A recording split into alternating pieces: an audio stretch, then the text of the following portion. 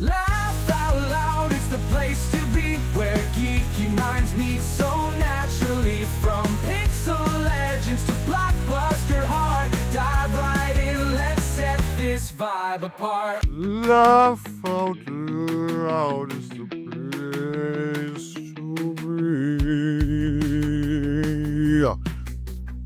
It is. Oh, you're saying something, weren't you? I was gonna say, after hearing that, like, if you want, I can go and try to come up with like an opera version of the theme song, because as you previewed the other day, I have the ability to take that song and put it in any genre, any style. Yeah, well, let's do this. Let's leave that up to our listeners. Oh, did I say listener? I mean listener, which would be me. So let's leave that decision up to me. And I'll go ahead and leave a comment in the comments. So we got it's almost Christmas. Oh. So we have our little a couple Christmas episodes. We have this one and next one, actually, which are both Christmas themed. And then we're going to ignore Christmas for a year. Yeah. All of a sudden it doesn't exist anymore. Like, it's almost like it comes just once a year or something. Exactly. So all right. So we got a lot here. We got movie reviews of obscure Christmas movies. Each of us picked one. Then we did a very Christmassy thing because you do sing in the holiday season. So we've got a couple musicals. Even before that, though, we have some extra special reviews of wrestling related. This is stuff. This is WWE or F at the time trying to spread their wings into other forms of entertainment, if you will. So let's just say wrestling experimental creations. Yes. Okay. First of all, Mike, I didn't tell you about this ahead of time, but I am having trouble writing a letter here. I'm trying to write a letter to Santa because okay. So here I go. Dear Santa, I hope you were well. How's the family? Okay, enough of the small talk. Here's what I want. I watched our review of the Twilight Zone movie, and it just seemed kind of lacking. Santa, if you can you maybe at 12 midnight on Christmas Day, Eastern time, release on our YouTube channel another video where we talk about the Twilight Zone movie? Can you do that, Santa? Thank you. Sincerely, Ben. Okay, thank you everybody for letting me write that. Oh, Green Giant here. Green Giant here. You know, I always wonder did they purposely make the Green Giants sound ho ho ho just so it sounded like Christmas, so that they could sell more, what was it, peas or whatever it was they were selling? There's actually a hills in like a couple towns away from here where if you look at it from the right angle, it actually looks like a giant lying down, and they call it Green Giant. They actually call it the Green Giant. Yeah, I just thought about that. I haven't thought about that since I was a kid. But okay, I think that's an acceptable letter. I would have put probably like P.S. I still don't think you exist. But so prove it to me by airing this episode. Yeah, make this episode happen on Christmas Day of us going further into the Twilight Zone, maybe even comparing it to the TV show. I don't know. Wouldn't that be great if that happened on Christmas Day? That would be 100% strong enough here. That would be 100% proof that Santa does exist if it happens. So if you're listening, look out on Christmas Day to see if Santa is real or not. You'll know from the BM show. And if you listen every single week, you would have heard everything you're going to hear in this. But this time you get to see it in video form. If it happens, if Santa exists and this happens, you'll see it in video form. And I think every once in a while I rearrange the words a little bit to make them make more sense than when we said it live. So, well, you do have Santa as the editor, right? Because you've seen my editing job, and that needs work. Yeah, So but you're just starting. Like literally, you just started editing like this year, so it's like it's it's not something. It's a skill.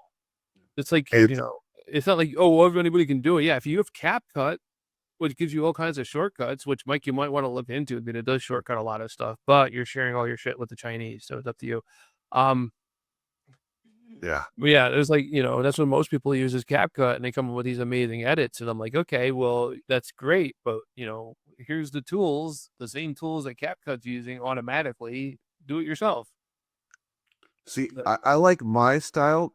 I like my style because my style is perfection in imperfection. Mm, And that sounds deep.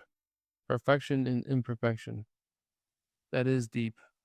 Yes. So anyway, let's get started here. So we'll know if Santa exists soon. So until then, stay in suspense. But I wanted to show you something, Ben, because we had a talk on comfort games a few shows ago, Yes. and something happened in the past couple days that affects that whole comfort games conversation. And I just like to show you what I did. Okay. Okay, so let me go ahead and share my screen, and you should be able to see that any second now. I don't know if you know what this is, but can you see it? OS Symbian. There we go. Look at that. Oh, the Symbian can emulate the N-Gage? Emulating the N-Gage right on my PC. Wow. So there it is. There is actually Ashen, the game that I was talking about. That is my comfort game in the satisfaction of just getting it to run. I'd had it on PC for a while, but the the previous version of this wasn't all that great. It was a little hard to work with, so I looked for an updated version that's out. Now I want to show you something about this. This was amazing.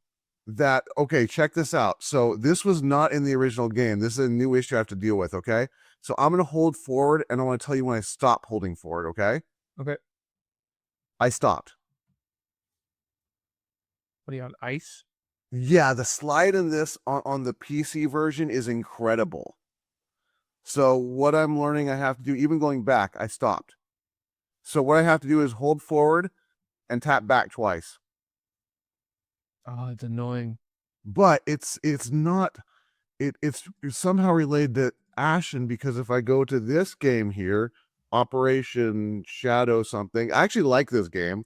That's by the same company too, Operation Shadow. Yeah. We'll just do single player tutorial. I'm okay. We got blah blah blah, holding forward and stop. No problem there. Yeah. So There's so a problem with the something's going code. on with Ashen. Well, yeah, cause it's probably because the company just, maybe okay, I bet you the first game was made first. I mean, the first game was made, later, is what I'm saying, It was, yes. where they just stopped giving a shit. Well, no, I've actually got it on N-Gage, and I played it on N-Gage, and I'll be honest, I don't remember it having a slide, but I would have remembered if it had that slide, because that slide's pretty brutal. And The only there's time a slide like that is acceptable is if you are on ice of any kind, playing a hockey game or if you're playing Mario 2. well, it's really cold in Ashen World. What's that? It's really cold in Ashen World. Is it? I don't know. No. I'm giving excuses, but if I do it on like Android, it does have a slide, but the slide's not that brutal. It's like half that. So I'm wondering if maybe it's the input of the keys, how it works. Like you hold down the key and it registers it for like a longer time or something. I don't know. Yeah, it's a glitch, I would think, between it's something to do with the emulator. Like, if that are they still actively working on an emulator? Is that still being actively worked on? Yeah, it's still being worked on. Then, if you have a way of contacting them, telling them that you have this issue with the game, and this might just be something that's like in the emulator code that they have to be something they could fix. It might be this game, and it might be like maybe a handful of other games. I mean, how many games came out for the N-Gage? So maybe one other game. It's just not a problem. Exactly. So, but the thing is, that was my comfort game to get working, and I decided it was time to get it working on the PC again, and I did. Um, unfortunately, that emulator isn't on the Steam Deck yet. Hopefully that'll change, because that will be the next one to tackle, to see it in all its huge glory, which means see it on my big TV. Yes, well, all the beautiful graphics there. It'd be nice if the emulator included some way of like sharpening up the picture a bit.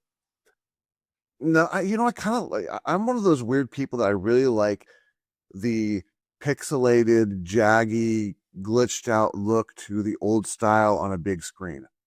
I like it depending on what game it is. Like if I'm playing an Atari game, because it's just how Atari is. I'm a huge Atari fan, but like Super Mario Brothers, I mentioned that the other, like whatever week that was, we were talking about those games where Mario won, but the 8-bit version, Yeah. because No, of the like, blocky style of that game. But when it came to Mario 3, because of how Mario 3 was different art style, even on the Nintendo, I like the 16-bit version of it better, because that's actually what they're trying to do on the 8-bit version actually being realized. yeah. And to an extent, I agree. There's some systems that kind of look to completely washed out by not upscaling them. But it's still there's just something about that old look to it. That whole let's just call it the Final Fantasy VII look, where I remember being a kid and sitting in a movie theater and saying, I would love to play Super Mario Brothers on a movie theater screen one day, yes, just to have this gigantic 8-bit looking Mario on there jumping around. and next time you're here, let's see what the cost is to rent a movie theater for that. It's probably a lot. Actually, the way the movie theaters are doing nowadays, it probably is not as much as you'd think, because that room might not be getting used all day anyways. And as long as we're not interrupting the one movie airing that they have, like, because there's some movies like, when I went to go see Queen of the Ring, that only Mm. aired, only ran one time a day. Mhm. So that movie theater, that auditorium sat empty the rest of the day, unless they put another movie in there, which I don't think they did. So I'm sure that you went and said, "Hey, we came at like 2 o'clock in the afternoon, and they're showing a movie at 8.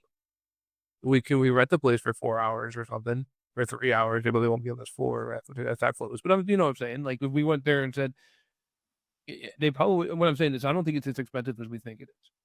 I don't think we need it for 3 hours. I think we need it for 20 minutes. Yeah, just to do it.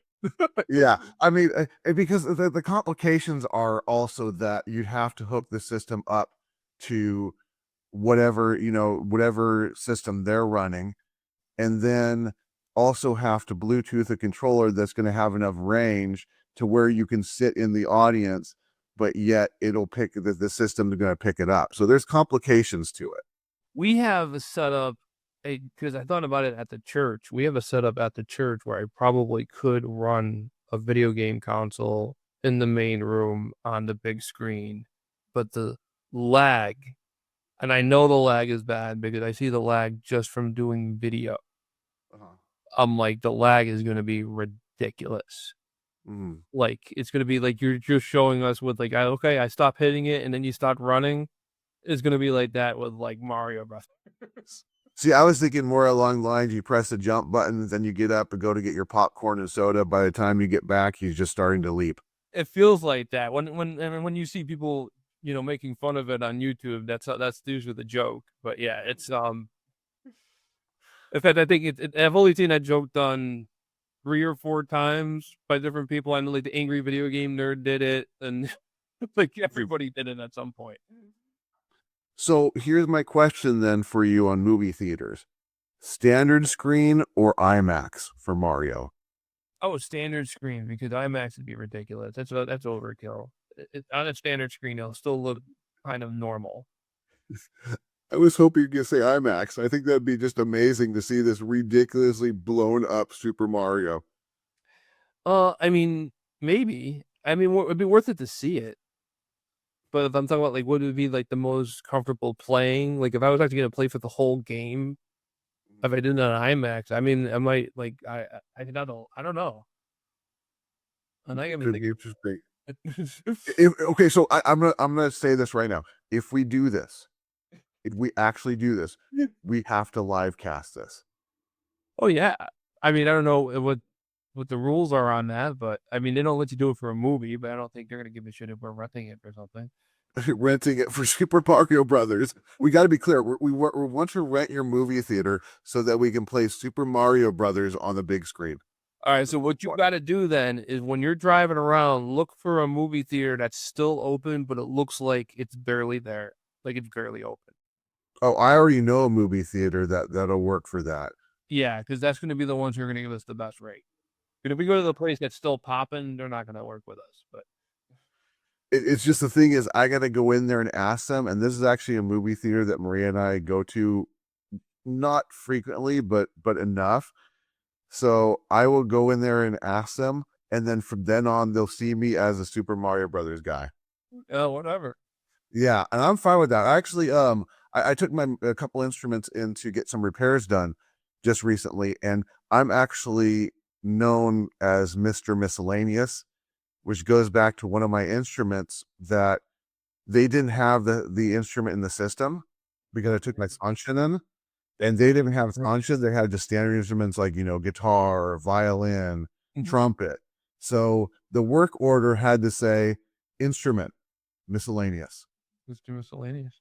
And I've got another instrument that's going to be going in eventually when I save up enough for the custom job that I want to have done to it. So it's not going to be super cheap. But I know that one's going to show up as instrument miscellaneous as well, too. Mm. So, all right, well, we need to get started because we got a lot of reviews to do. Yes. So are we starting in Miami? We are starting in Miami. Yeah, it's Miami. It's certainly not Stamford, Connecticut. And you know what? We didn't work out who's starting each one of these for this and the music video. I think you should because these are both ones that I presented to you. Okay, so I'm starting both of these? Yeah, because I'm also more interested to hear what you have to say about this and what I got to say about it. Okay. Okay, I'm going to have to paraphrase what they wrote here because this is not a music video. Fuji Vice is a promotional video produced by the World Wrestling Federation in 1985. The video stars Mr. Fuji and the Magnificent Morocco and is styled as a parody of the television series Miami Vice. Set to a synth-driven soundtrack, the video depicts the duel in exaggerated crime-themed scenarios, blending wrestling personas with pop culture aesthetics of the mid-1980s. Fuji Vice is remembered as an example of the WWF's expansion into music video and character-driven entertainment during the rock and wrestling era. Mike, what did you think of Fuji Vice? First, I need to say I think it was the lady that was in white playing volleyball really sucked at volleyball.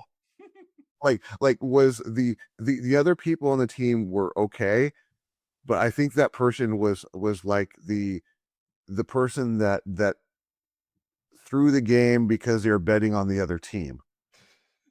But okay, I don't understand the point of this. I'm like so confused as to why this exists. I'm not gonna say it's bad, but I'm not gonna say it's good. I'm leaning a lot more towards the bad side, not in a so bad so good way, but so bad I don't understand why we have this. It makes no sense. It reminds me of Inspector Gadget in a way, because when you look over what they did to solve this case, nothing. Yeah. They literally did nothing. They actually were a hindrance to solve the case. But yet they try to take the credit at the end. Yeah. And I don't understand I mean, you want to show these wrestlers as being like great heroes. Congratulations, you did the complete opposite. I would not cheer for these guys ever because of this. I mean, whatever, Andre the Giant and Odd Job on a team together, whatever, dude. I'm not going for them. I don't remember who they were. I think you said one of Mr. That's pretty obvious. It was Mr. Fuji in the miraculous the Marvel. I forget. It's Don Morocco, the Rock, Don Morocco. He was the original Rock in professional wrestling. I'm trying to actually find a picture of them right now so I can pull it up. And that's the thing. It's like the Morocco, the Maracas, Mr. Maracas. He seems to be the only one that had like any type of charisma in this, which was pretty much in the negative still. Because Mr. Fuji, I'm assuming I already know who Mr. Fuji is out of the two. He were they like when they were writing the script for this, we're like, okay, Mr. Fuji, we're gonna give you as few lines as possible. Mr. Fuji is the worst. He doesn't stop looking at the camera at all during the entire time. Okay, so at the time when the disc came out, they were doing the WWF had like a couple cable slots on the USA Network, and instead of putting on full-blown wrestling programs, they actually used one of the slots for a talk show called Tuesday Night Titans. And this was Vince McMahon trying to be Johnny Carson. And Carson used to do skits. So he decided he was going to start running skits. And this is them trying to do one of the skits. They did other skits with these two as well, Morocco and Fuji. They were the ones who were in like a ton of the skits. So this is why they got this video, because it was like they thought they were a good pairing. I don't know why. This was the best they could do. Yeah. So this picture here, they obviously went to Miami and they actually got this picture done, or maybe not Miami, but somewhere down in Florida. They got this picture done. But when they filmed this damn thing, it was not filmed in Florida. It was filmed on the Long Island Sound in Connecticut. And as a person who lives in Connecticut and who has not exactly been to these exact places, but have been to places close to these spots, I can tell this is Connecticut. And it's just so cheap. It's done with a camcorder. It's like, I bet you everybody who is involved in this, they either worked for WWF at the time or a friend of somebody who worked for WWF. And yeah, it was, you could tell, it was them trying to, I think they're having fun doing this because they got to know how bad it is. Yeah. And they're trying to do so bad it's good. But that's, you can see they're having a good time doing it, at least. Yeah. It's just I'm not having a good time watching it. That's the problem. I might be wrong on this, but I think that the woman who is the Asian woman towards the end who's on the boat, I think that actually might be Fuji's, like, either his daughter or his wife. So Okay. I might be wrong on that though, but like, yeah, but that's Fuji Vice. This was what's infamous about this one is that the tapes department in WWF. I didn't start calling them WWE because it feels weird calling them WWF again after all these years.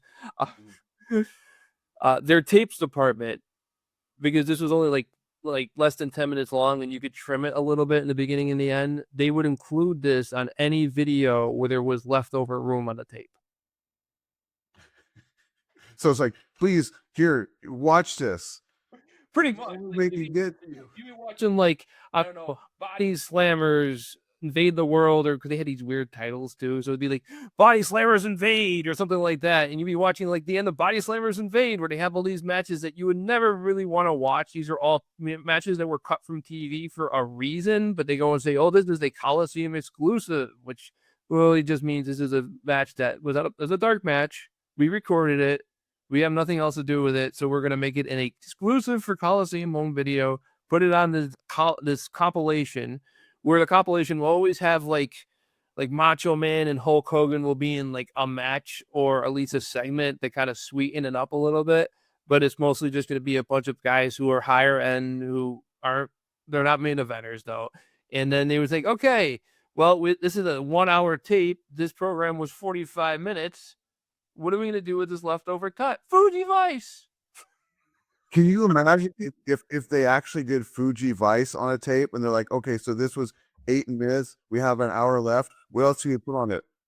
Fuji Vice over and over again. It's just The- Fuji got it over and over. That's an idea. So you got those videos that are like, here's Serpentor screaming Cobra la la la la la la for 5 hours straight. Somebody should on YouTube, somebody should do that with Fuji Vice, tape it together for 5 hours straight on YouTube and upload it. Of just the same video over and over again of them bubbling through a crime where it's literally just solved because like it just happens in front of them. It was solved when they were looking at the dead body. The cop was like, how can you prove you're the sister? I don't think you are. He solved it right there. And they're like, no. She says she's the sister. That Like, no. She says she's the sister. Me and Fuj got this, right? Fuj. Yeah, it's then that's what I'm saying. They're like a duo of Inspector Gadget. Yeah, Or- it's them thinking that they're better than like the Don Morocco. I don't remember anything other than like he was in WWF for like a couple years, Mhm. and like he was played up as being somebody of a big deal. I wasn't watching it weekly until like after he was around. I do remember Mr. Fuji because I do remember watching him on the weekly program, and he was the evil Japanese manager who would always like quote unquote Pearl Harbor the enemy. Wow. Oh yeah. Like if you listen to commentary back then, anytime someone got a sneak attack, they was like, "Oh, he just Pearl Harbored him," Wow. That's and I'm like, "That does not fly today." not at all. I mean, yeah. I mean, we could chalk it up as that being insensitive, but then we could also chalk it up as people being too sensitive. So, look at it how you want to. Yep. But that's Fuji Vice. Now, if you want it, I think it's on their YouTube channel. I know it's all over YouTube. If it's not on WWE's official YouTube channel, you'll find like 6 people who have it up on their YouTube channel. And then I have it because it's on the Greatest Wrestling Managers DVD set. It's one of the bonus features. Or nowadays you could just probably see it on the airline flight from New York to London. For Probably one of the movies there. over and over again because they bought the wrong tape. The 5-hour version of it repeating Yes. for the whole Phil says WrestleMania on it. They mislabeled the tape. I actually sold a tape that had a label. It was a wrestling tape, but they actually did label it wrong. They actually, towards the end of their VHS, during the end of the life of VHS, WWF, WWE sold the rights to make their tapes to that company that made those cheap tapes that you used to find at the checkout at the dollar store when you go shopping with your mom. Uh-huh. Where they'd have they would have Cinderella, but it wouldn't be Disney Cinderella. It would be the fake Cinderella.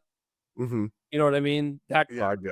Yeah. That company was making WWF tapes towards the end of the VHS, and you could tell. And all their tapes, they were all super long play. So you'd have like a 2-hour program on like this little tiny bit of tape. Mm-hmm. And I saw it and I'm like, you just know it's gonna look like shit. Yeah, exactly. But yep, that was so that's Fuji Vice. Are we covered on this? I think we're good on this. Okay. I'm just kind of getting something ready because I wasn't kind of as ready as I planned. But we're fine to go to the next one. Okay, so this one actually is a music video. Piledriver is a 1987 music video and song release as part of Piledriver, the Wrestling Album 2, produced by the World Wrestling Federation. The track features Hulk Hogan on lead vocals. No, it doesn't. That is completely wrong. The track features Coco Beware on lead vocals with additional appearances by Hulk Hogan and other WWF performers. The song emphasizes wrestling themes, bravado, and signature catchphrases associated with Hogan and others. The music video showcases wrestling performing and posing in stylized studio setting. No, it doesn't. This is the worst write-up. This is completely wrong.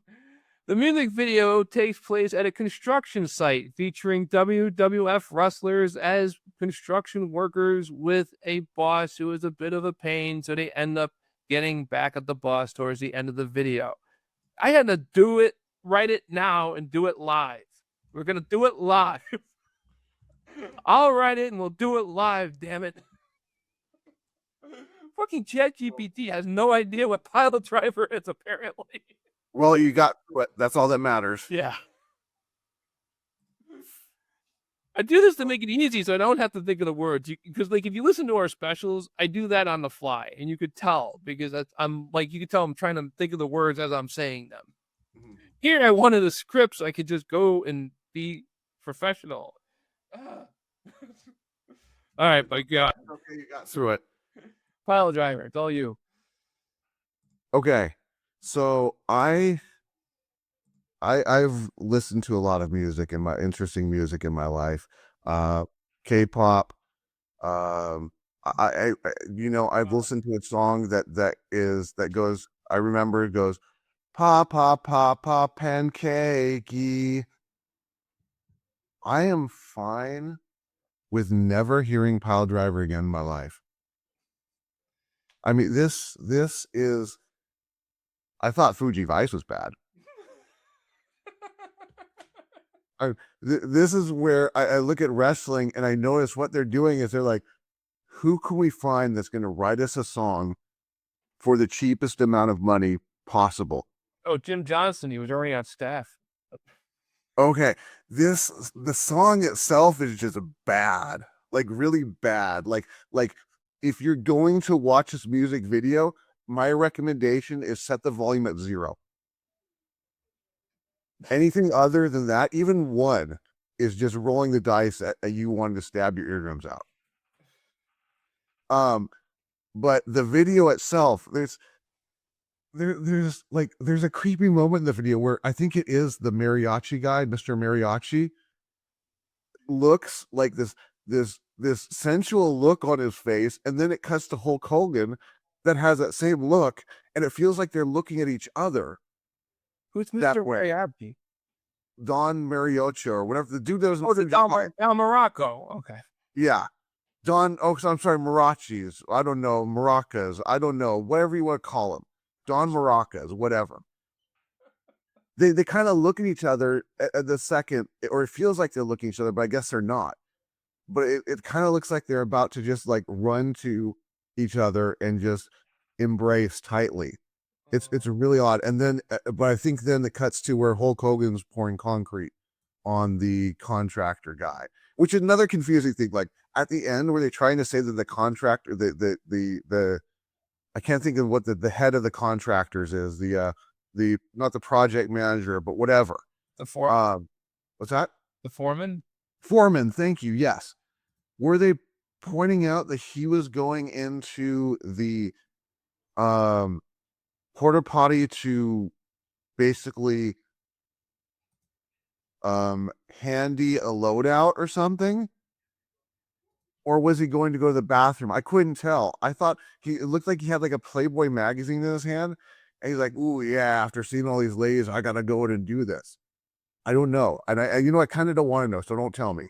Well, they were trying to play out that he was kind of a bad guy. So, I mean, but then again, they were all like catcalling the girl that walked by. So it was like, it seemed like they were the bad guys. He's just like, I have to deal with these guys. Yeah, but it's like, it's one of those things like, okay, so they even do it today. Like if, because right now, like the Hulk Hogan spot is filled by Cody Rhodes.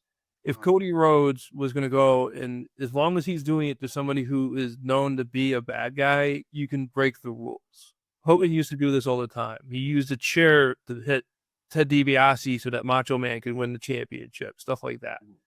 As long as it's turnabout is fair play, is kind of what they follow with that, and that's like it's only like a good guy can only break the rules once in a while, and it has to be against somebody who is definitely a bad guy and somebody who that in the past has screwed over the good guy already. It's like it is all human emotion. As long as at the end of it you still think Hulk Hogan's a good guy, that's what they want. Yeah. So And Mary Hulk Hogan was like, "Oh, look at this guy. Here, our foreman's an asshole. Let's go teach him a lesson." And it's stupid. It's a dumb video. I just thought of it today because I was actually working on something else and I ran across the video and I'm like, "Oh, wonder if Mike would be willing to do this too." okay, so I do want to finish what I was going to say. I got one more thing I want to say about it Okay. because I think there is a performance that needs to be mentioned. Is there's a lady, I think halfway through it, I believe she's like an Asian lady that walks by, and I want to congratulate her for being the only honest actress, only honest acting person. Because I want to emphasize I'm talking about everybody in the video.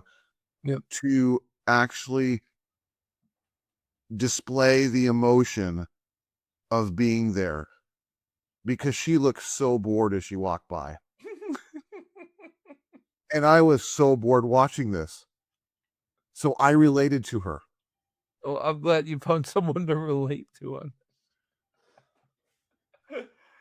on. I watched it years ago, and watched it again today, and I was like, it's not the greatest music video. Piledriver, the album, is notorious because it's the only one of the albums that has never been released on CD or digital. And there's a reason for that, I'm sure. It's not this song, but there are 2 songs on the album where they might have borrowed somebody else's song and asked for forgiveness instead of permission, and it didn't work out too well. Yeah, and then I bet it still sucked. Actually, one of the songs is it's great, but probably not for the reasons that they want it to be great. It's called Jive Soul Bro.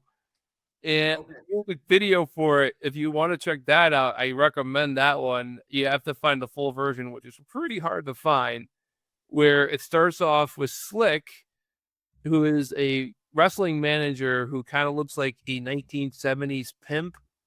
And he's still alive, by the way, and he's a pastor now. But that aside, as his pimp character, Slick, he is eating at a KFC. They're trying to hide that it's a KFC, but you can obviously tell it's a KFC. And he's eating fried chicken, and he's talking. It's very, very leans into stereotypes of the 1980s of black people, where they like their fried chicken and their collard greens and the yada yada yada. Is a long version about 6 minutes and 4 seconds long? It might be. It starts off with him, because it starts off with him introducing it, and then it goes into the song, and then there's an outro. Okay, thank you, Daily Motion. Oh, Daily Motion has it? Yeah. It looks like they got one that's 6 minutes and 4 seconds long, so I'm guessing that's it. So I'll check that out afterwards. Yeah, YouTube used to have it, and then I think they got taken down. WWE will never officially release it because of the fact of it's the song Drive Soul Bro is a takeoff of somebody else's song. Like the words are legitimately almost the same. The beat is exactly the same.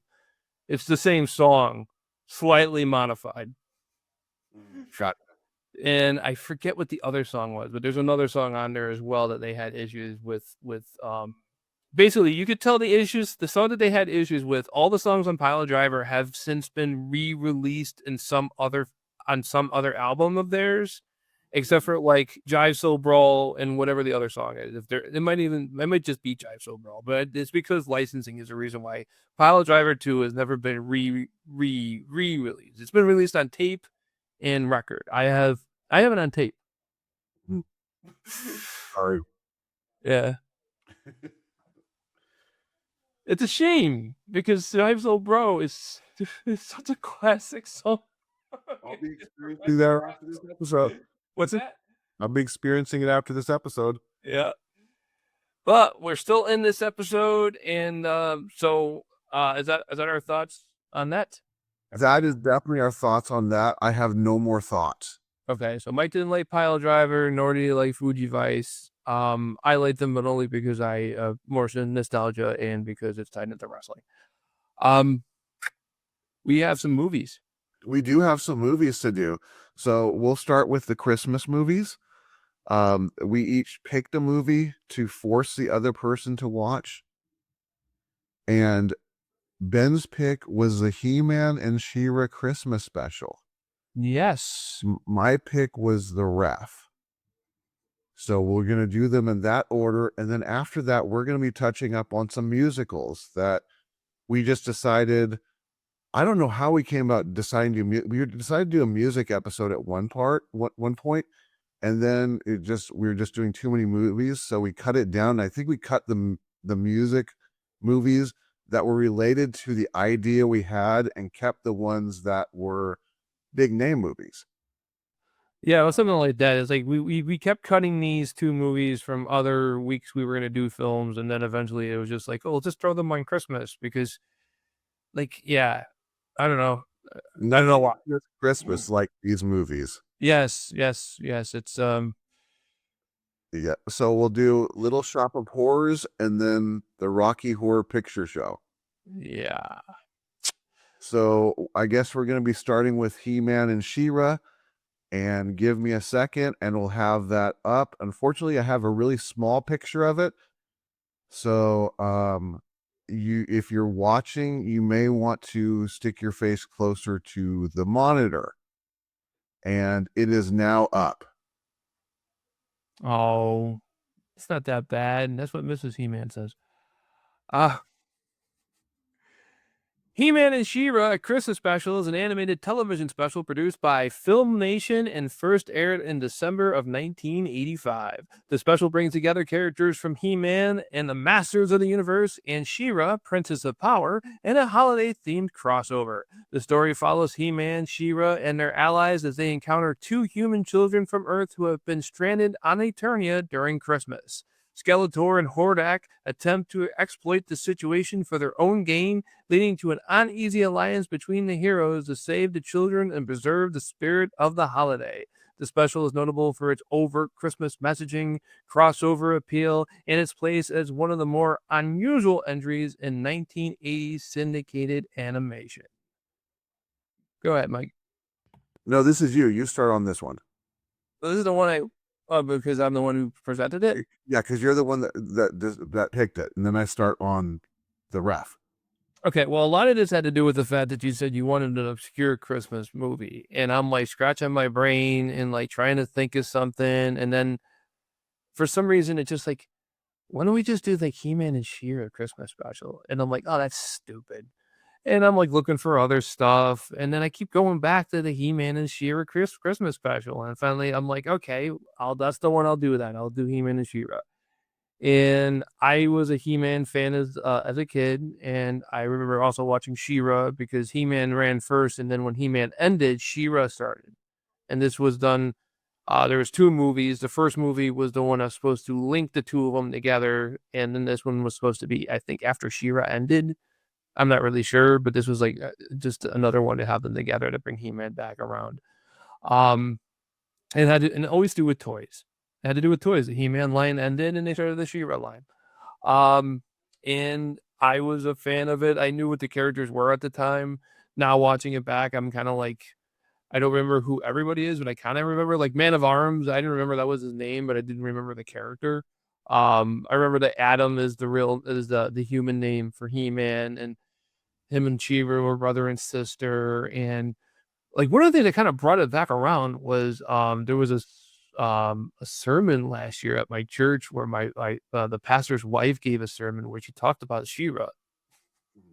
And that got me thinking about He-Man and She-Ra again. And then I bought the He-Man box set, and then I would buy the She-Ra one, but it's too expensive. And I don't like it enough to go and pay that much. So it was just, I thought this was a fun one.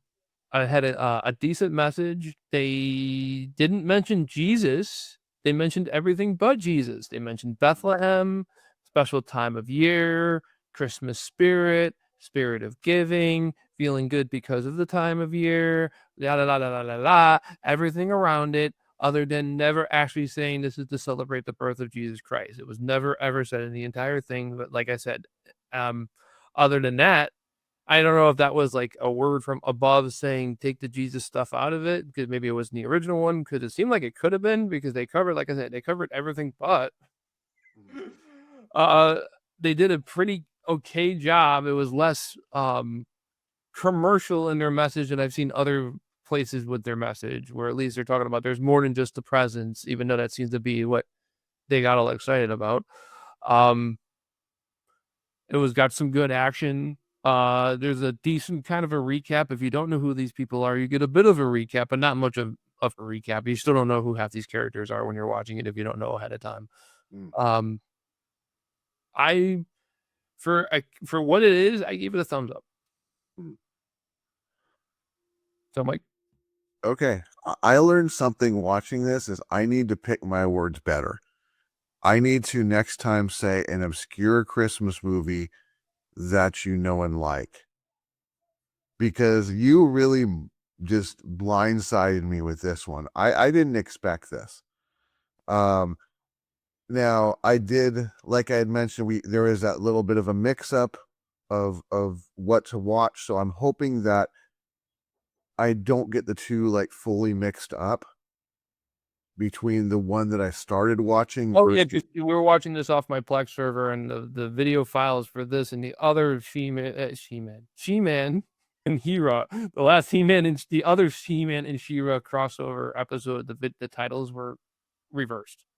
So I'm kind of glad you just said She-Man, because He-Man is a show that I don't think held up very well. What happened was about a couple years ago, actually probably about 5 or 6 years ago, I was planning on setting up Sunday or Saturday mornings for my niece and nephew to come by to just play cartoon after cartoon of like the old stuff that we grew up on as a Saturday morning bit, like we used to have, that they don't have today. Unfortunately, that never happened. But what I did was I prepared for it. So I was getting a lot of these old shows and watching through them to make sure that there wasn't any problem with them, or that there wasn't all of a sudden you're watching a Ninja Turtles episode and somebody cutting a bit of pornography for fun in the episode or something, you know? So, because people do that. People do the creepiest stuff. So I watched through all the He-Man episodes, and my thought was, I used to like this. And watching this, okay, I'd never watched She-Ra. I didn't realize there was a guy with a heart. And I'm not talking about a heart inside his chest, a heart on his breastplate. And then, like, I think this is with this one, but maybe it was the other one. He and He-Man get on like the horse together, and I'm watching going like, this has got to be the show that ambiguously gay duo spin-off cartoon took its idea from. Oh, I haven't even caught into some of the other thoughts I had on it too. I'm just remembering because now you're jogging my memory here with this. What is up with that spaceship that looked like a big dick? That's pretty standard for those type of cartoons. You slide it in without being too obvious. And I believe that was a She-Ra character, because they were in the other, because like she's not from Eternia, he's from Eternia, she's from that other land, and they're in the other land, and the kids get picked up by this gigantic dong that's just flying around in the sky, and I'm like, what the hell is that? I'm like, I'm done, dude. I'm done. and then like I didn't even think about it up until you were talking about like some of the weird shit in there, and I'm like, yes, actually there was some weird stuff in there. Which, yeah, I don't know if they're just slipping it in, and this like, and she was ran by a bunch of horny people. I don't know. So at this point, I'm only going to recommend this movie if you're a kid or a really lonely woman. Yeah, I'm glad you said that, because I watched it. I watched it like 4 days ago, but I was like doing other stuff while I was watching it, because I'm like figuring a T-Man and She-Ra. I don't have to pay full attention to this. And then like, yeah, I didn't remember the scene now of them like getting teleported up, or was it they teleported or the thing come down and grab them or something? But it was like a gigantic dong. That He-Man and She-Ra, He-Man and She-Ra did rescue the kids. They had a Christmas song in the middle of it, or over the Transformers in it. Yeah, oh, I was gonna mention that too. There's Transformers in this. Yes. I'm like, Mhm. dude, why are there Transformers? So like this also Mega Man characters, it look like. So you got Mega Man. So like He-Man is a mixture of Mega Man and the Transformers. Exactly. And now, like, now if enough lawyers hear this episode, they're gonna be looking through to see which one came out first. He-Man came out in 1982, so good luck. Okay, so I do want to point out one thing, and I think I'm done with this at that point. Yeah. This gave me flashbacks to episode 6 of Otherworld, where Hal is the clown. What really bugged me is the ending where they're like, "Oh, Christmas! What's Christmas? We don't have Christmas in Eternia. We know nothing of it." But at the ending, they had like perfect decorations. Well, here's the thing. They do know about Christmas because I believe that He-Man and She-Ra's mother is from Earth. Yes, but she was like holding back. She's like, "Oh yeah, let me tell you about it," implying that they didn't know about it before that. And then all of a sudden now they have like a perfect Christmas tree and they have perfect decorations to hang. Where did they get those? Did they go back to Earth? There is a catch-22 in the Christian religion. Mhm. You cannot be held. What you do not know cannot be held against you. If you do not know about Jesus and you do not believe in Jesus, you cannot go. It cannot be held against you. Mhm. But if you do know about Jesus, you are to tell other people about him. Mhm. So that's the catch-22 that she is breaking right here. So it's obvious that the Queen of Eternia knows of Jesus, Mhm. but she does not tell people about him. Yeah, but that's not the point I'm getting at. My point is, where did they get these decorations? Oh, because they got magic. They got Orko and Of course, they have magic to make decorations, but not magic to know about Christmas. yeah, it's Okay, like there we go. Everyone, you can relax now. The mystery has been solved. and they never mentioned Jesus at any point during this, even though they, like I said, Bethlehem is mentioned. I like the character arc for Skeletor. Mhm. He becomes a good guy in this. Yeah. It was so weird at the end, like him and like He-Man are standing side by side, and it's kind of like, well, until we meet again, Merry Christmas. And that's the weird thing is it's so Skeletor was a good guy, but then She-Ra's enemy was still the bad guy. So it's kind of like, well, we don't really like him. Well, because Skeletor, I think, was kind of over with the kids. He like people liked him, even though like he was like a popular bad guy. Like Cobra Commander was a popular bad guy, Mhm. which is why when they did the GI Joe movie, when they were trying to reset their toy line, they kept Cobra Commander. Mhm. It's so when they were trying like because that's what She-Ra was. He-Man to She-Ra was them refreshing their toy line, but now it's a girls' toy line, and I guess the girls' toy line included having a spaceship in the shape of a dildo. Of course, why not? Unbelievable! It really is. You know, I think I was trying to block it from my brain, which is why I had to be reminded of it. They're like, "Oh, that's right." And even where the where the copter, it was a helicopter, and where the chopper was, the blades, they were on the back where the balls would be, giving it a ball sack, an upside down ball sack, but a balls. as long as it functions. And I'm like, dude, I did pretty well in physics class in high school, mostly because my teacher was really attractive, an element to that, but I paid attention because she was hot.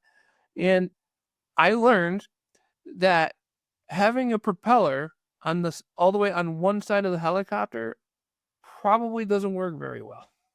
Especially since you don't do a counter blade to counter the turning effect that the first blade is causing. That's why when you see a helicopter, they have a blade on top and they got a blade on the wing or on the tail. The tail wing, the tail blade is because it's the counter wind, so that the propeller actually does something for lifting the thing up. It's all scientific. And I'm looking at it, I'm like, this giant dildo doesn't have a counter blade. Ben, magic. I know. And with that, Like typically looking at this, but yeah. with that, I'm giving my rating, and we are moving on because I am so done with He-Man. I am going to give this a thumbs down. I'm not giving a big thumbs down, but I just it's a pile driver thumbs down. No, I'm sorry, not a pile. It's a Fuji Vice thumbs down. I don't see the point. Mm. Dun, dun, dun, dun, dun, dun, dun, dun, dun. Okay. I do like in the stuff in the He-Man universe, and I do like, and they do this in other cartoons too. Major characters all have their own theme, and I did like Orko's theme, where it was like every time Orko showed up, it was like nan, nan, nan, nan, nan, nan, nan, nan, nan, nan. All right, are we ready for movie number 2? We are ready for the next movie. It is now up. The Ref is a 1994 American dark comedy filmed and directed by Demi, and written by Richard LaGraveness. Wow, these are some tough ones. LaGraveness. Wow. The film stars Dennis Leary as Gus, a career burglar who takes on a dysfunctional suburban family hostage. Dysfunctional family hostage on Christmas Eve after a robbery goes wrong. Kevin Spacey and Judy Davis co-star as the bickering married couple whose relentless arguments become the film's central comedic engine. Despite its holiday setting, the film subverts traditional Christmas movie tropes with sharp dialogue, cynical humor, and an emphasis on marital conflict. The Ref has since developed a cult following as an unconventional Christmas film. Mike? Okay, so I mentioned that this is my 5th favorite film of all time. So I'm just gonna get the obvious part out of the way. Definite thumbs up from me. And it's one of those movies that it hasn't felt like it's aged at all. It's just as good today as it is then. And I think a lot of it is the fact that Dennis Leary has that type of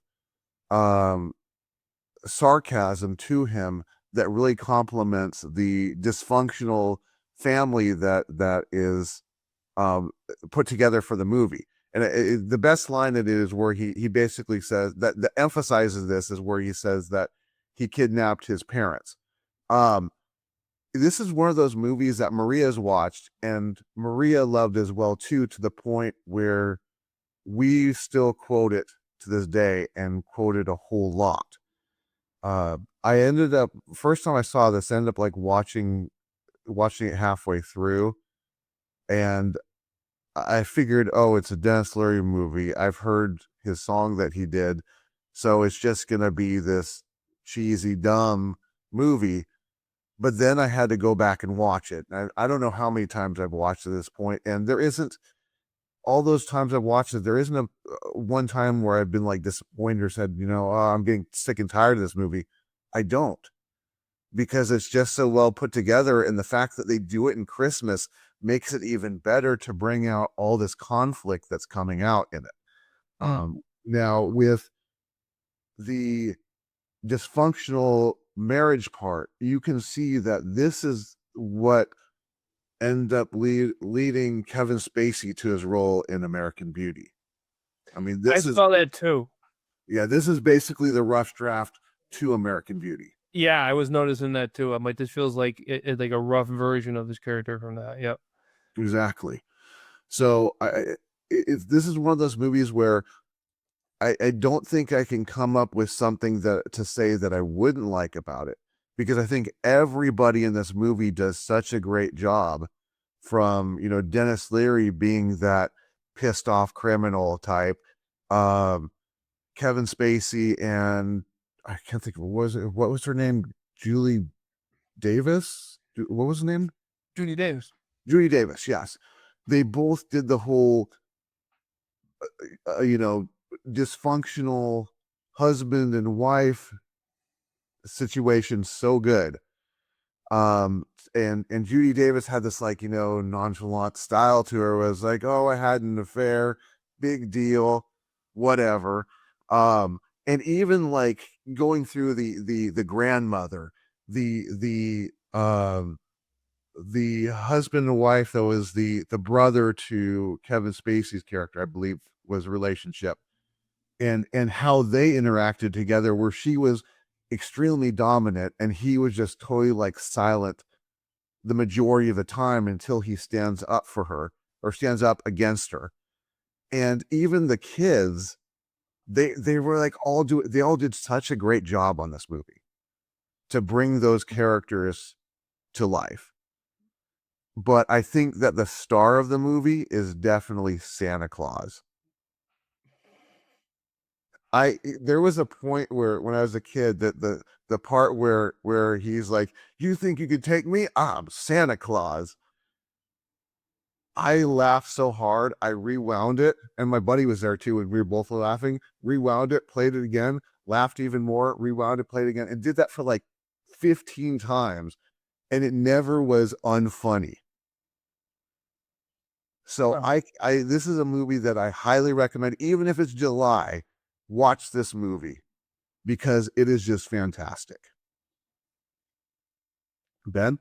I thought that this was actually a good movie. I I wasn't sure how this was going to be. Like, it's called The Ref.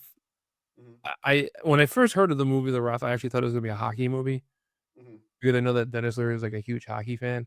Yeah. Um, but no, it's the way it's set up where like it's like he's doing a robbery, the robbery goes wrong, he ends up like was he kidnaps her at a store, and then Mhm. he just ends up taking them to their house, and then they just like it was very similar to when we were watching Madhouse, where all these people just kept showing up. Yeah. And up to what, all these people just kept showing up. Mhm. And they're trying to get rid of them, and they're trying to be like he's behind the door telling her, like, "Get rid of this guy," and she's talking to the Santa Claus when he first comes around, and she has to be a little rude to him, and he's just like Mhm. he really takes it bad, as you could tell towards the end, because he's, like, really pissed off about it. Mhm. Um, and it was just funny. Uh, the description that I read about it where, yeah, the bickering between the married couple is kind of like the bedrock for the whole thing, where, like, everything kind of built on top of that. Yeah. And it's just that it's Larry actually doing more. It's like he's supposed to be there holding them hostage, and he ends up helping the family become tighter. Mhm. And not in like, "Oh, because we just survived being held at gunpoint, I can't believe I actually do love you guys." That not like out of horror, you're realizing that these people, you actually do love them, and maybe we should be better to each other. It's because he actually ends up counseling them, which is Yeah. like great. And it's like he's so stressed out at having to deal with it. He's like, if I can get these people to stop fucking bickering with each other, my life would be easier. Which I want to jump in for a second, which you I just thought of when you mentioned that is that's true. I mean, he became their counselor, but then they start with a counselor already that's really doing nothing to help them because it's completely opposite of the type of character Dennis Leary is. Yeah. Yeah, and I know, and dude, I actually I've experienced that firsthand. You go to a counselor and you're paying this person money, or your insurance company is, and they treat it like they're on their lunch break Yeah. and they're talking to their friend, Mhm. you know? Like I'm talking like telling me their plans. I'm like, we're not here to talk about you. Yeah. I don't, if you wanna hang out afterwards where you're not on the clock and we go get a drink or something and you wanna tell me what your fucking plans are for Christmas, that's great. Mhm. Yeah. It's like, I'm not paying to hear your Christmas plans. Mhm. Mhm. Yeah. Um, this movie was, yeah, it was not what I expected it to be. It was fun, funny. I like how the kid was, like, scamming everybody, and because he scammed one of his teachers at the military school, it ended up leading to making it harder later because now he's gonna show up at the house. Mhm. And it ends up becoming like a non-issue. It's almost like they just wrote that in just so another person can come to the house looking for somebody, to have somebody else there while they're trying to hide the fact that Dennis Leary has the family kidnapped upstairs. Yeah. Mm. The mother-in-law was a bitch. Yeah. I'm glad that everybody finally told her off towards the end of it. He was a pain in the ass. Yeah, I love how these Christmas gift to her was his check for that month's rent. Mhm. Merry Christmas, Mom. If you look in there, you'll find a check for the rent or for the loan. It just reminded me of my grandfather. I think my uncle owed him money. Uh-huh. So it was my grandfather's like 70th birthday or something, and my uncle comes over and he hands him a check for like $7,000, and he presented to him like it's a birthday present. And he goes, Mhm. "Here you go, brother, $7,000. Ain't I generous?" type of thing. And he's busting his balls. And afterward, I go like, "Grandpa, wasn't that nice that Uncle Paul gave you $7,000?" And he goes, "He owes me 14,000. That was him paying me back half of it." Mhm. You had the grandmother talking about what interest rates were going to be in the next year. I know. Yeah, like my family never did that. Like if you owed money, you probably whatever the money was you borrowed. There's no interest on top of it. And this woman's charging them interest. Yeah. Yeah. And I've heard there's families that do that. Like I've heard it where I had the idea that you keep a ledger of how much your child costs. And then when your child starts becoming sexually active or you start suspecting it, you give them the ledger to show how much it costs to raise a child. People have taken this idea. I guess I'm the first person to have it, but some people have taken this idea and instead of doing it that way, they present it to the kid on their 18th birthday as a bill and work out a payment plan to pay the Gee, parents back. yikes. Yeah. So it's not unheard of what this woman's doing in this movie of lending her child money and then charging interest on the loan. Actually, a buddy of mine actually had the same situation, and his mother is acting the same way where she wants the money back. Mhm. And he had a failing business, just like the character here in the movie. And yeah, so he has that hanging over his head of a bunch of money that he owes his mother. Mhm. And I'm like, that would never happen to my family. My mother would, like, my mother gave me $3,000 to get my car fixed. Mhm. Gave it. Yeah, you know, exactly. that's what family's supposed to do. But yeah, it's whatever. It's not my cross to bear. So, but yeah, I give this one a thumbs up. It's not one of my favorite movies of all time. I get it. It's one of your top 5, and maybe it's because you saw it when you saw it, and it has because it was 1994, so you were a teenager when this came out. Maybe that's why. So it holds a special place with you on that. I saw it for the first time yesterday. So Yeah. but still, I do recommend it if you do see The Ref and you're on a streaming service or whatever, and you're looking for a movie to watch that's Christmassy, but not your traditional Christmas movie, and you've already seen Die Hard a bunch of times. Check out The Ref. Or if you want to see was it Miracle on 34th Street, but you don't want to watch the full movie, you just want to watch the scene over. No, you're talking about this. I thought there was A Wonderful Life you were showing. It's A Wonderful Life. That's what it was. It's A Wonderful Life. There was a scene in there where they actually had video of Dennis Leary stealing something out of a safe. It was the evidence they needed to catch him, and they ended up the police ended up recording "It's a Wonderful Life" over the. See, and that's what I'm gonna say one more thing about this movie before I move on. That's I think what this movie does that's so good, that makes it so strong, is that it knows how to take the characters, figure out what their worst flaws are, and then emphasize it. Because Yeah, there were parts of the movie where it was a little like some of the characters were a little silly, and I'm like, does the movie? There was one of that really like a negative thing I would say about the movie is it didn't know what kind of tone to take sometimes, where some characters are serious and then some characters are just like, oh, what's a VCR? It's like, you're telling me you people don't know how to rewind a fucking tape? You don't know how to hit play? Come on. I was in 1994. Who do you think taught me how to use a VCR? The adults. people did. Usually those people were dead, like George Washington. The only thing my stepfather didn't know how to do with the VCR is how to set the timer. It's what I had to learn how to do. Well, I mean, that's the thing is you gotta find those flaws and you have to emphasize them to make the characters interesting. They had to have a reason for the tape to get erased. So they had where the cop who grabbed the remote, told everybody he knows what to do, has to be the one who doesn't know what to do. Exactly. That's what makes a comedy work. Yeah, I guess. Yeah, I guess. So it's a funny movie. I recommend it. Check out The Ref for your Christmas viewing. So we're at 3 thumbs up and 1 thumbs down so far, and we are moving out of the Christmas spirit and going into the singing spirit. Wait a minute. Oh, it's from a different movie. You ready for the next one? Yep. And up. Little Shop of Horrors is a 1986 musical comedy horror film directed by Frank Oz.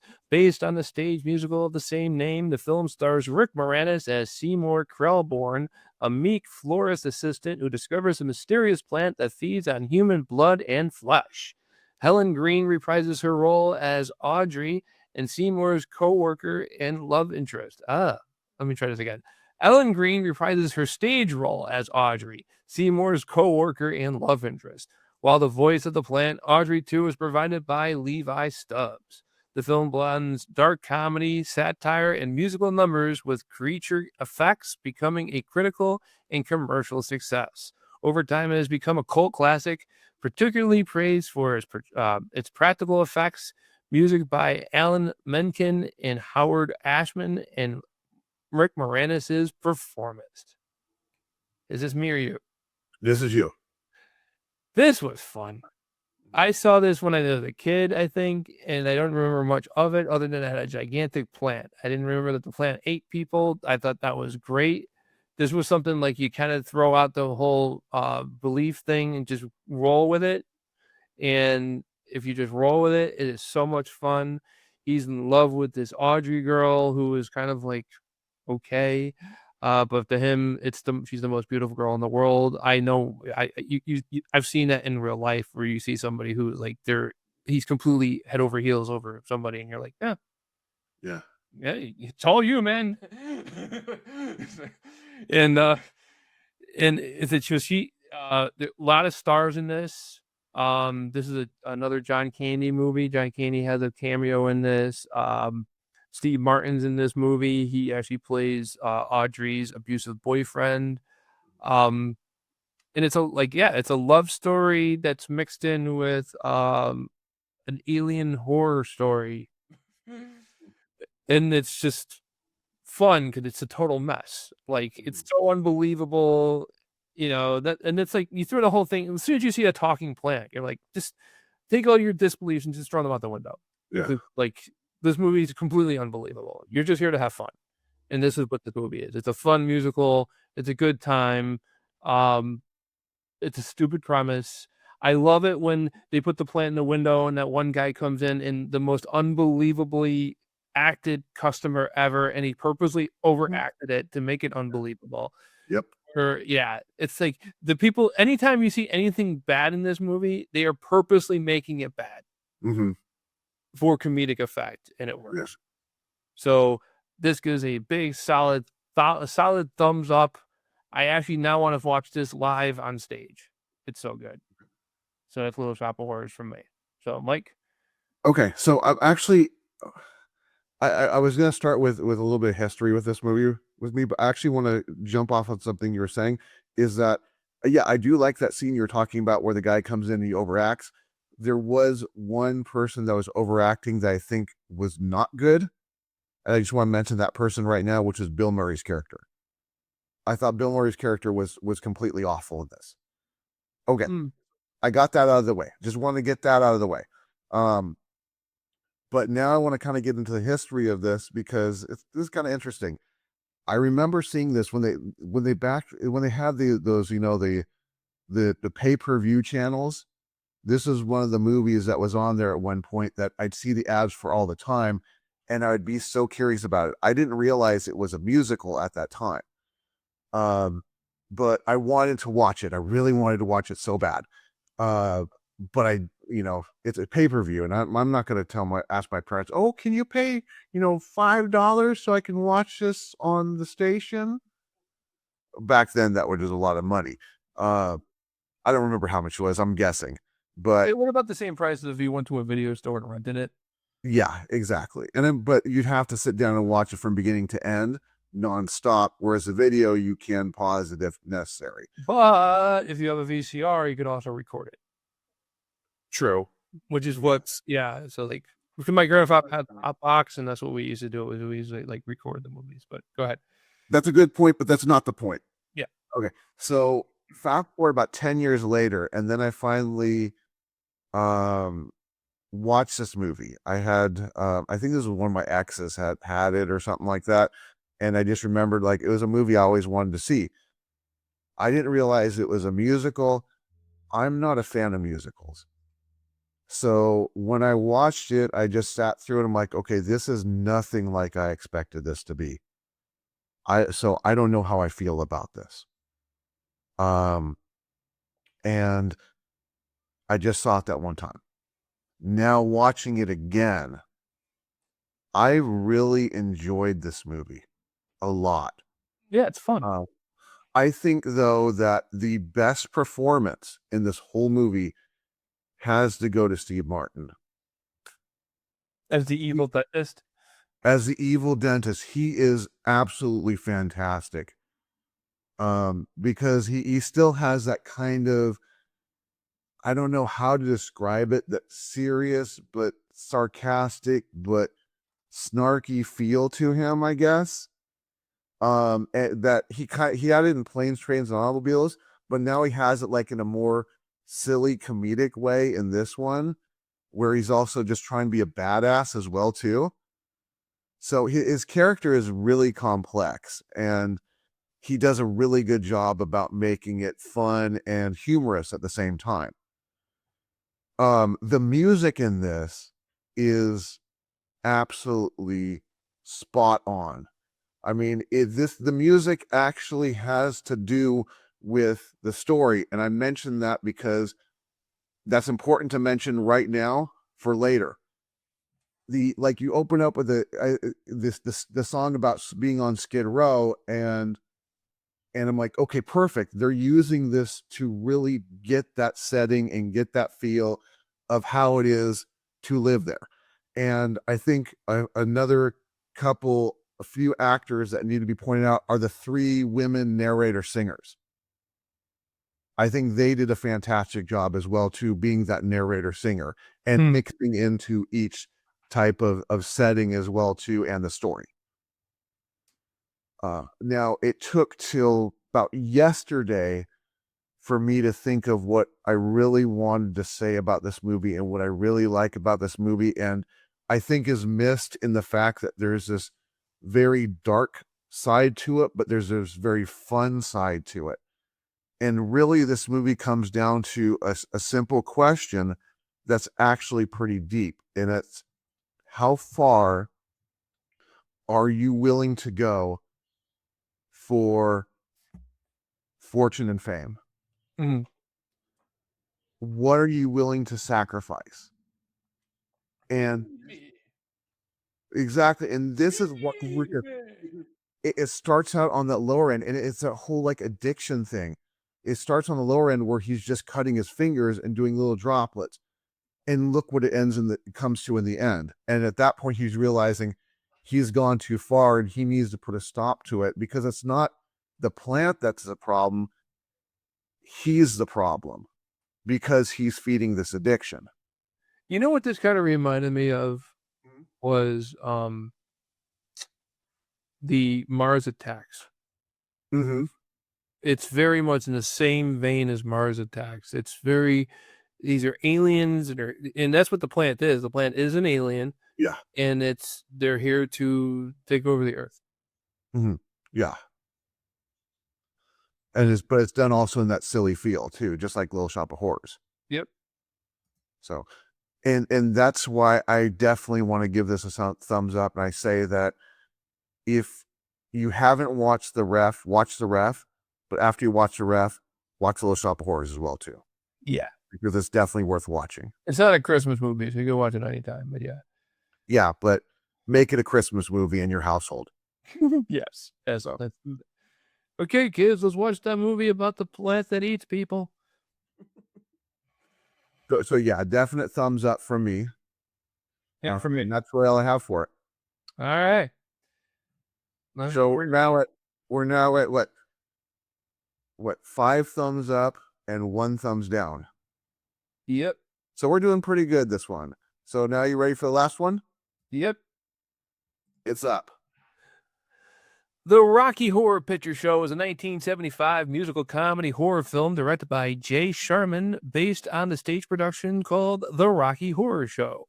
The film stars Tim Curry as Dr. Frankenfurter, a flamboyant mad scientist who creates a living muscle man named Rocky. The plot follows a young couple who stumbles into Frankenfurter's castle during a storm and become entangled in his bizarre world. Initially a box office failure, the film became a cultural phenomenon through midnight screenings that encourage audience participation, costumes, and a call and response dialogue. It remains one of the longest running theatrical releases in film history. Is this you? This is me. Good, because I want myself at the end.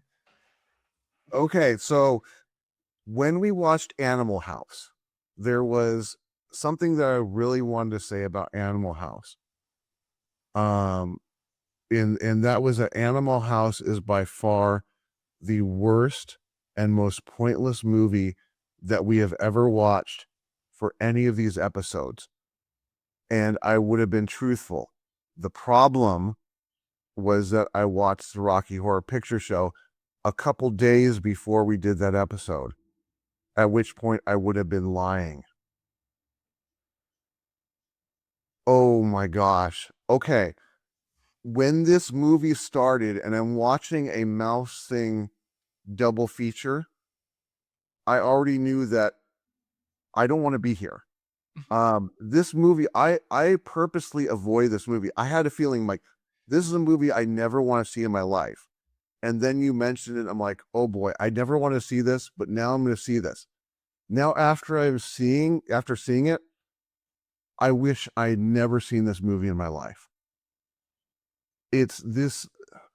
I thought Animal House had no point. This has no point. I'm watching a movie about transvestite bisexual aliens.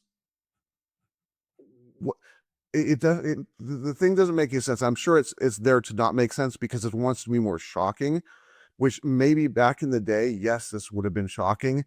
Today, I can pretty much go outside and see transvestite aliens everywhere. So it doesn't hit me like that. And what I said about Little Shop of Horrors, make the music relevant to the movie. When I got to, what was it, the Time Warp song, I'm listening like, this doesn't even fit this movie. It's just there because they thought it was catchy. And same thing with Double Feature, has nothing to do with the movie. It's just there because they thought it was catchy.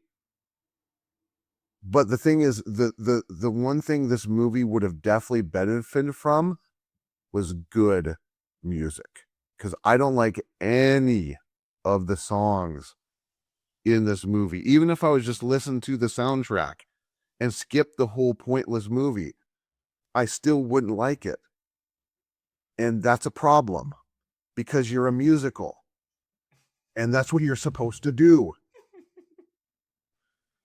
I love hearing you pounding the desk. You could hear that? Oh.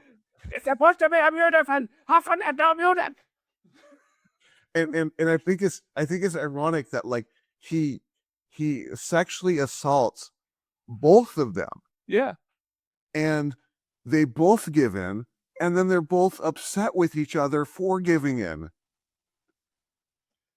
It's like, you know what? At that point, there's no point to this. Just everyone go into an orgy like, was it the Not the Wizard of Oz thing? Whatever. At this point, this is where the movie's going. So yeah. So I'm going to say, honestly, I would give this, and this might be shocking, a very big thumbs down. Now, I realize that I rake this movie over the coals, and if my comments go out, then we're going to have more responses like we have on Animal House. So I'm going to do something interesting this time. I am going to end this with not talking all bad and mention something good that this movie does. Because there is something good this movie does. So when I went into this, my thoughts on what this movie was going to be was, for some reason, I thought this was going to be a 2.5 to 3 hour movie. It was only an hour and 30 minutes. So basically, it's shorter than I expected, and that's what's good. Because I was done with it faster than I thought it would be. And with that, Ben, it's all you. I'm going to start off by saying what I did like about this movie. Okay, so the beginning of it, I thought was actually strong. I actually enjoyed the first act of it. I actually thought that, like, because actually, let's go back in time. We decided a couple months ago we were going to do this movie, and a friend of mine got tickets that he couldn't use to a live performance, not a live performance, but a screening of this movie with one of the stars there, and you get a chance to I got a chance to meet him and take a picture with him. I'm actually going to see about putting that picture up. Can you see it? Yes. Okay, so this is me. This is the guy with the glasses in the whole movie. This is what he looks like today. It's Okay. very Botwick. Yeah. So I was like, oh, cool. Me and Mike are going to be doing this movie anyways. I might as well go and watch it at the theater. So I asked him if I can get the tickets, and he gave me the ticket. And I could have got more tickets, but I couldn't find anybody who wanted to go with me, and now I know why. So I go there, and there are the strangest people.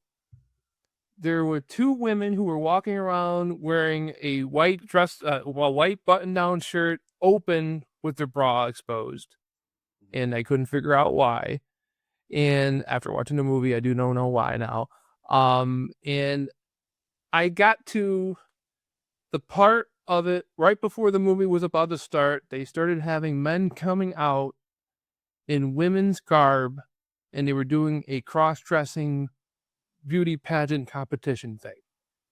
And that is when I went and said, fuck this, I could watch this at home. And I literally got up and left the theater. Like, literally left. And this was a prime ticket. Like, I had VIP tickets because my buddy he's a big roller with his theater. And I gave it all up because I didn't want to be part of this. Fast forward to last week, I got the movie. I have it on Blu-ray, and I'm like, okay, I gotta watch this because we're gonna review it. It is the only one of the movies I actually have notes for because I wanted to make sure I remembered what I thought about it. And like I said, first act was great. Everything was great up until that elevator with Tim Curry came down. And that ruined the whole goddamn movie for me. If you haven't picked up from this episode yet, I work at a church. I'm not the strongest Christian I know, but I am a Christian. And I do have certain level of beliefs, and this actually movie helped me see that I actually do have certain morals that I kind of like live by now, because there's certain stuff that was in this movie I probably would have let go years ago, but now it fucking bothers me, right? It's there's good stuff. There's purposely bad lip syncing sometimes in it, which actually makes it kind of funny. It plays into the jokes. There are some jokes in it, and there are some jokes that work. There were jokes in it because I didn't catch any. Yeah, they're there. It's very sexually suggestive. A lot of sexual themes. The whole movie is a sexual theme. It's very gay. Very, very, very, very gay. Very transsexual. It kind of is a drag at times where you're just waiting for the damn scene to end to move on to the next part of the story. It's almost like, Hold on. like Hold on. I got stuck there. What's that? I got stuck there. If you say it's kind of a drag, I know, right? I meant the story was a bit of a drag, but yes. So are the characters. I called it a debauchery party. Is my overall thought on the whole thing. There's some good music. The start of it was fun, but like I said, as soon as it started in with total debauchery, it just went completely downhill. I think it's a bad moral movie. I would never let your children watch this film. You shouldn't watch this film. It's a thumbs down. It's not the worst thing I ever seen. This will not ruin the world because it would have already, but it sure as fuck ain't helping it. So that's my thoughts on it, and that's why I wanted to go last, because I wanted to see if you had anything positive to say about it, and I'm glad you didn't. Because I'm like, I carpet bomb this motherfucker. Let's see if Mike has something good to say. Wait a second. I did have something good to say. It's shorter than I thought it was. Yes. My favorite part of the movie is when the screen went to black and these words started scrolling up. Exactly. I was so glad when this movie was over. And I'm glad that we both agree that this is like the morally one of the worst movies ever. Yeah. It's really horrible. It's like he rapes pretty much, but he doesn't really rape because nobody but he assaults. I don't know what you want to call it. But he sleeps with both of them. Yeah. And then my favorite part of the whole movie, and it's only because of a man and it's helped me get through the film, is Susan Sarandon's chest. Because there was nothing else for me to focus on that I wanted to look at. So I'm like, you know what? I will just look at her chest. Every time it's on the screen, I will just look at it. This is one of the few times I'm giving myself full permission to be full total pig in this. It is the only way you're gonna make it through this fucking film. Let's just put it this way. It's going with the movie. It's slop, and if you like slop, I guess you'll like this. And what got me, there's no nudity in this at all, was surprised the living shit out of me. How do you have the movie with this much debauchery and Susan Sarandon's chest and not come out completely at all? Just her and her bra. I'm like, that would actually help me with the movie a little bit because I hated this fucking film. It's like if I'm watching your movie and I'm only interested in seeing nudity and this is not a porn, there's something fucking wrong with your movie. There's a lot wrong with this one. Oh God, it was so bad. Like, it was so bad. It was just really, really, really bad. I'm glad it's over. I'm glad that we reviewed it. Please take this picture down so I can stop looking at Tim Curry, please. Okay, we'll do. Yeah, bro. Oh. Oh man, it's like it's See, the thing with this is when I was watching this, I'm thinking if Ben's gonna like this, I don't know how this episode is gonna go over. oh, Because I'm sitting I here. know you weren't gonna like it, but I thought you would like at least say, well, the music was good or something, have more positive. But your favorite part of it was the movie wasn't as long as you expected.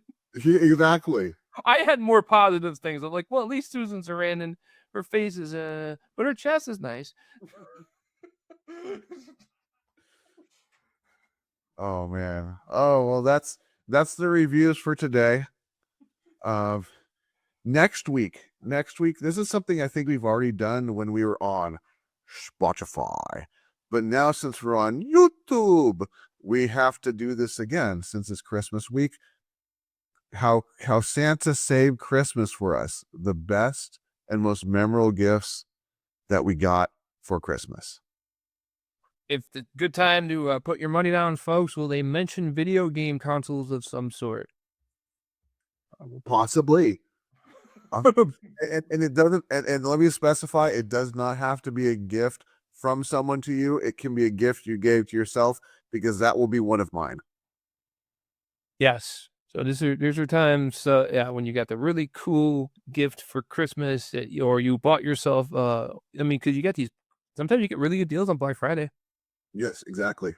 Like I could go and say one of the best Christmas gifts this year is I got HBO Max, but HBO Max sucks. Holy shit, did it suck!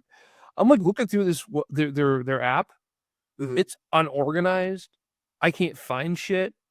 The Sopranos are in two different spots. One spot they just show you like episodes categorized by best of each character, and then the other section actually has it the way you want it with the episodes in order so you can watch it. I'm like, this is the most confusing app.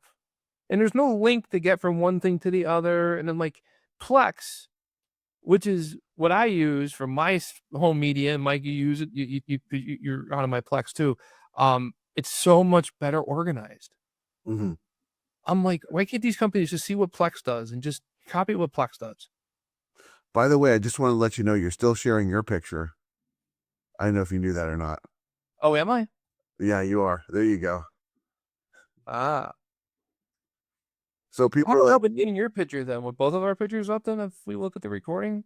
I don't know. That's where I'm curious as to how this happens. Yeah, because like when we're recording, the screen that we see isn't necessarily what gets recorded, because Meeting, the software we use, which you probably see on the screen, Mm.